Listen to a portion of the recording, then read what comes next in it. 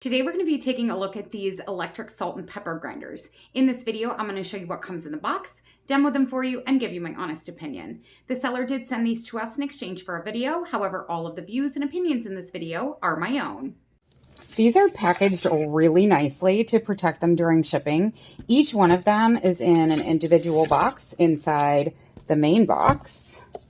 They are very well protected inside the individual boxes with lots of thick foam. Each one comes with a charging cable and you can charge them right on the top. I didn't know these were rechargeable, so that's really cool because the ones that I have now are battery powered, so I really love that these are rechargeable. Each of them has a charging cable and an instruction manual with it as well. If you remove this bottom cap, you can adjust the grind from coarse to fine and everything in between. On the back, you can see that you twist it left in order to unlock it and fill it. The reservoir is plastic, not glass, if you were wondering. I'm going to fill these with my favorite black cherry peppercorns and pink Himalayan sea salt. Make sure you remove the bottom caps on both of them or you're not going to get any salt or pepper.